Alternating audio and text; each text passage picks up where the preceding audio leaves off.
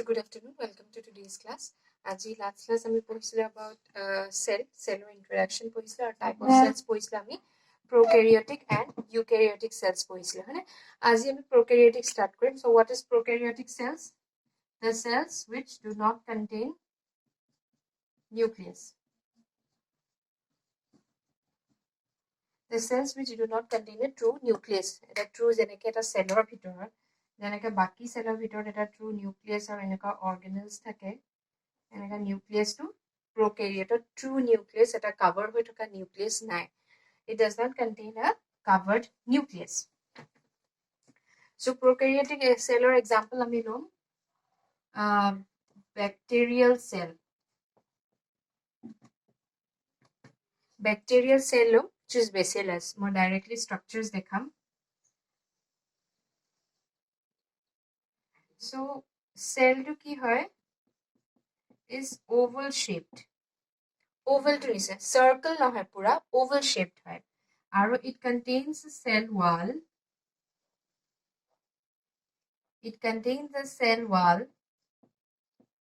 Cell wall key component thake. The cell wall of bacteria contain the pigment called peptidoglycan. Peptidoglycan cell. ठीक है से एडो होगा cell wall. Cell wall की Heidi बनी से important. One word answer peptidoglycan and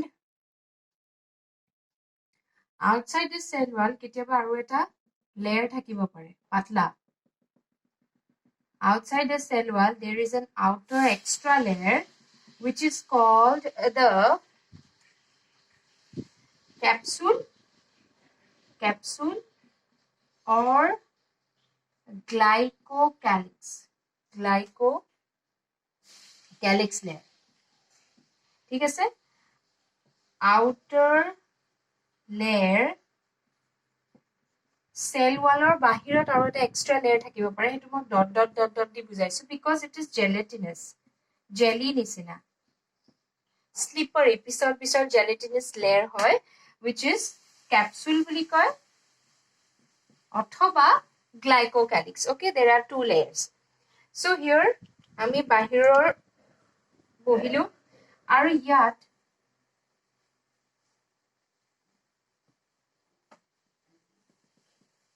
this one is the cell wall. ठीक है से बाहिरत capsule তাৰপিছত cell wall এই ভিতৰৰ যিডাল border line ভিতৰৰ যিটো layer হেতু কয় cell membrane or plasma membrane.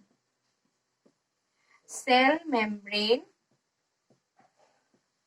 or plasma membrane. Hetu cell membrane ba plasma membrane are help in transport of materials. Helps in transport of materials in and out. Semi permeable বুলি কয় কাৰণ হেতুৱে অকল কিছুমান বস্তু সোমাবলৈ দিব কিছুমান বস্তু সোমাবলৈ নিদিয়ে বন্ধ কৰি ৰাখিব. So cell membrane পাই গলো. এতিয়া আমি বাহিৰৰ so structure of a prokaryotic cells মই already PDF দিলো আমি তিনি ভাগ কৰি দিছো. First internal structure মানে ভিতৰৰ structures খিনি পঢ়িম তাৰপিছত cell envelope মানে অকল বাহিৰৰ cellৰ covers খিনি পঢ়িম. ঠিক আছে only the cell outer cell things and next external structures which is outside the cell. এতিয়া আমি first B আৰু C point to discuss কৰিম. First cell envelope we have studied যে there are we got three layers তিনটা layer পালো. ঠিক আছে এতিয়া বাহিৰৰ এটো হৈ গল cell envelope আমি পঢ়িলো. Cell envelope আমি পঢ়িলো. Envelope মানে কি cover হৈ থাকে three layers. Next external structures পঢ়িম. External মানে একেবাৰে cell টো বাহিৰত কি থাকে. First আমি bacteria পঢ়োতে I have taught you in kingdom Monera তাত কি থাকে এনেকুৱা সৰু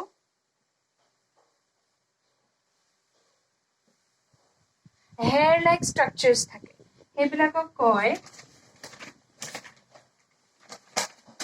flagella. So this one is the flagella. So flagella number 1 palim pam. Flagella helps in locomotion. Locomotion মানে movement পানীত থাকিলে পানীত হাঁটু move কৰিবলৈ help কৰে. So এটো হৈ গল flagella. তাৰ উপৰি কিছুমান আৰু সৰু সৰু থাকে these are smaller than flagella which are called fimbriae এই সৰুডালক কয় fimbriae so আমি পালো 2 নম্বৰ পাম I hope it is yeah fimbriae helps in adhesion adhesion শব্দটোৰ অৰ্থ হ'ল adhesion means যদি ব্যাক্টেৰিয়াটো আহি কভাৰ সাৰফেসত বুলে বিখিনি পাথৰ আছে পাথৰত লাগি থাকিবলে এইগিটা ষ্টিক কৰি ৰাখিবলে এনেকে ধৰি ৰাখে ভৰি নিচিনাকে সো ফ্লেজেলাই মুভ কৰিবলৈ হেল্প কৰে আৰু ফিম্ব্ৰিয়ে তাক ধৰি ৰাখিবলে হেল্প কৰে তাৰ উপৰি আৰু কিছুমান পাই হেতু অকমান ইয়াতকে ডাঙৰ হেতু কয় সেক্স পিলাই আৰু এটা পাম আমি sex ply sex ply helps in transfer of DNA যেতিয়া এটা সেলৰ পৰা দুটা সেল হয় okay when it divides when a bacteria divides its content ইয়াৰ ভিতৰ contents খিনিও distributed হৈ যায় দুইটালে মানে so ইয়াৰ এই নতুন distributionত আমাৰ DNA যেটো নিউক্লিয়াছ ইয়াত থকা যেটো এক্সট্ৰা নিউক্লিয়াছ থাকিব হেতু ইয়াত ভাগ হৈ যাব so ভাগ হোৱাত এই সেক্স পিলাইটোৱে দি ট্ৰান্সফাৰ হৈ যোৱাত হেল্প কৰে so আমি দুটা পইণ্ট আমি হেড কৰিলো ব্যাক্টেৰিয়াৰ প্ৰোক্যাৰিওটৰ cell envelope and external structures we have studied now we'll study about the internal structure now we'll study about the internal structure এতিয়া আমি cell membrane পালো ইয়াত plasma membrane পালো ইয়াৰ ভিতৰ থকা এই গুটে বস্তুটো কয় cytoplasm cytoplasm we all have studied in class in our lower classes cytoplasm is actually a matrix gel like matrix mostly composed of water মানে পানী ঘুমাই থাকে cell so gel like matrix পালো আৰু ইয়াত কি থাকিব contain enzymes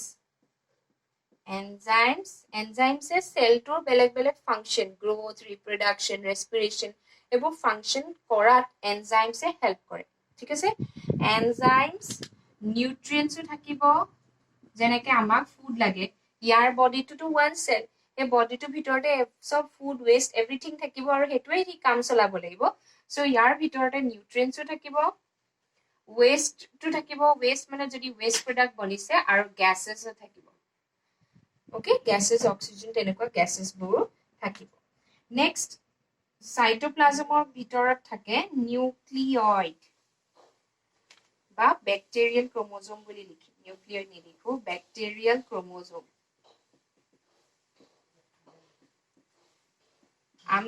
we all have studied that prokaryotic cells do not contain nucleus তাহলে membrane bound nucleus না থাকে কিন্তু nucleus থাকে which is naked nucleus means naked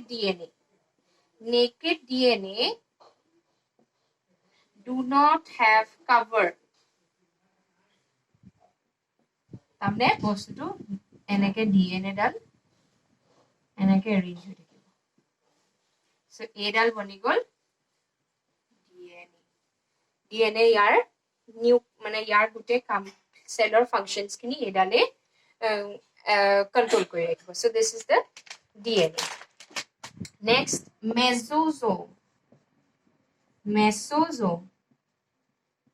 so what are mesosomes a cell যোনখন plasma membrane কেতিয়াবা আমি extra এনেকুৱা ভিতৰত এক্সট্ৰা এটা fold যেনেকে কাপোৰৰ জাপ ভাঁজ লাগি যায় না তেনেকুৱা extra fold থাকে হেতুকে কি বুলি কয় mesosomes বুলি কয় okay these are the mesosomes important হয় are infolds of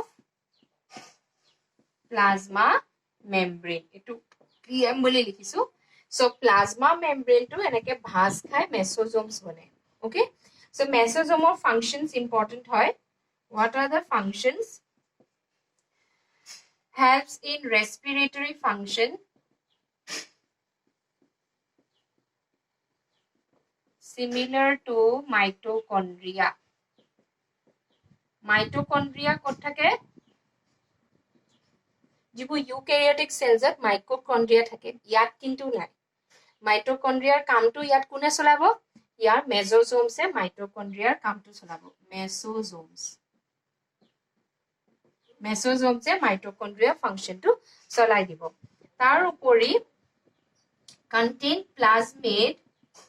plasmid মানে কি মই বুজাম contain plasmid তাৰমানে ইয়াৰ লগত এক্সট্ৰা এনেকে বস্তু এটা লাগি থাকে হেতু কয় plasmids বহুত ইম্পৰ্টেন্ট হয় so plasmid why it is important year genetic material DNA is present in this one তাৰ উপৰি ব্যাকটেৰিয়া কেতিয়াবা এক্সট্ৰা DNA ও ৰাখে তো হেতু ইয়াত প্লাজমিডত থাকে এক্সট্ৰা ইয়াত DNAs থাকে ওকে এই এক্সট্ৰা DNA টো কাৰ লগত লগ লাগি থাকিব মেজোজোমৰ লগত এক্সট্ৰা DNA টো লগ লাগি থাকিব ইয়াৰ কামটো ইয়াৰ এ নিউক্লিয়াছটোৱে চলাই যায় কিন্তু তাৰ উপৰি এক্সট্ৰা এটা থাকে কেতিয়াবা সো নেক্সট আমি পঢ়িম প্লাজমিডস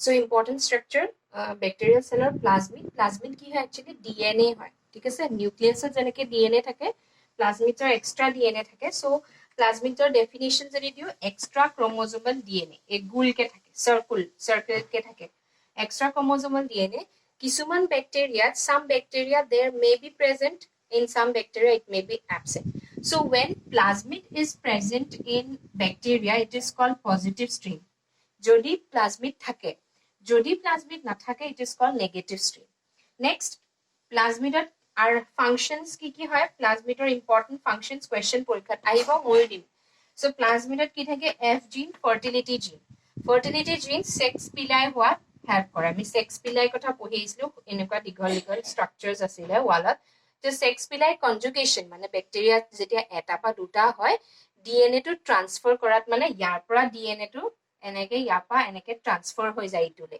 মানে ডটাৰ এটাৰ পৰা এনেকে বাকি নতুনকে হোৱা দুটালে ট্ৰান্সফাৰ যোৱাত হেল্প কৰে এফ জিনে ফাৰ্টিলিটি জিনে সেক্স পিলাই বনাব সেক্স পিলাই হেতুত হেল্প কৰিব নেক্সট আৰ জিনো থাকে ইয়াতে এক কোনোবা জায়গাত আৰ জিন থাকিব কোনোবা জায়গাত এফ জিন থাকিব কোনোবা জায়গাত কল জিন থাকিব okay so here what happens the R gene helps in antibiotic resistance তাৰমানে antibiotic resistance তাৰমানে তাত যদি তুমি ব্যাকটেৰিয়াটো ব্যাকটেৰিয়াটো ৰৈ তাত যদি এন্টিবায়োটিক দি দিয়া এন্টিবায়োটিক মানে দৰৱ যদি দৰৱ দি দিয়া হি নমৰে ওকে he'll survive because তাৰ এই ৰেজিস্ট্যান্স মানে কি হি নিজকে বচোৱা পাৱাৰটো আছে নেক্সট কলকিসাইন ৰেজিস্ট্যান্টটো হয় কল জিন it provides resistance again colcin to a chemical substance হয় chemical হয় which is produced by E. coli এটা হি বাসি যাব হেতু দিয়া পাছতো এটো বাসি যাব তাৰ ওপৰত থাকে কিছুমান এনেকে মই ডায়াগ্ৰাম আঁকি দিছো ব্ল্যাক এনেকে স্ট্ৰাকচাৰছ দেখো সাইটোপ্লাজমত এটো কয় প্লাজমিড টু হৈ যাব নাম্বাৰ 4 number 5 ribosomes পঢ়ি আইছো ribosomes helps in protein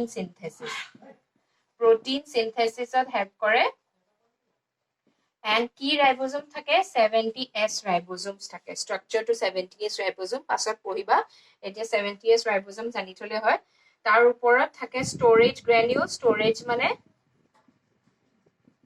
ইয়াত কিছুমান ফুড থাকিব storage এনেকে থাকিব বগাকে storage granules like phosphate granules gas vacuoles তেনুকাবোৰ থাকে সো ইয়াত আমি স্ট্ৰাকচাৰটো অলমোস্ট পঢ়িলো হেক কৰিলো আৰু বাহিৰৰ স্ট্ৰাকচাৰছ পঢ়িলো সেল এনভেলপ পঢ়িলো আৰু ভিতৰৰ ইন্টাৰনাল স্ট্ৰাকচাৰছ পঢ়িলো so prokaryotic bacterial cell we have finished and structure next class structure of আমি eukaryotic cells পঢ়িম তাৰ উপৰি মই ইয়াত তোমালোকক দি দিছো গ্ৰাম পজিটিভ আৰু গ্ৰাম নেগেটিভ ব্যাকটেৰিয়া মানে ব্যাকটেৰিয়া টু টাইপস হ'ব পাৰে gram positive and gram negative so gram positive gram negative কেনেকৈ হয় আমি গ্ৰাম ষ্টেইন দিও ষ্টেইন এটা কালাৰ হয় ষ্টেইনটো যেতিয়া আমি গ্ৰাম দিও গ্ৰাম পজিটিভে ওকে যেতিয়া আমি গ্ৰাম ষ্টেইন দিও ষ্টেইন মিন্স কালাৰ হে গ্ৰাম এটা ষ্টেইন হয় হেতু নামটো গ্ৰাম ষ্টেইন যেতিয়া হে গ্ৰাম ষ্টেইনটো ব্যাকটেৰিয়াৰ ওপৰত দি দিও তো তাৰ সেল ওয়ালটো কিহেদি বনিছিলে পেপটিডোগ্লাইকেন তো পেপটিডোগ্লাইকেনে হে ষ্টেইনৰ কালাৰটো লৈ লব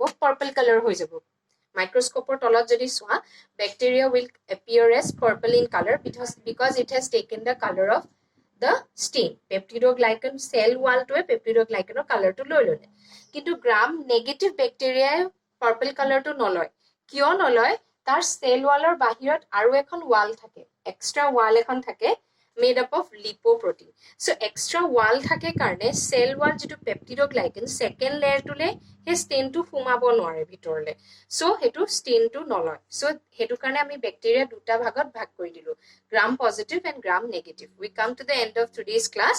Next class আমি eukaryotic cell or structures going. Thank you.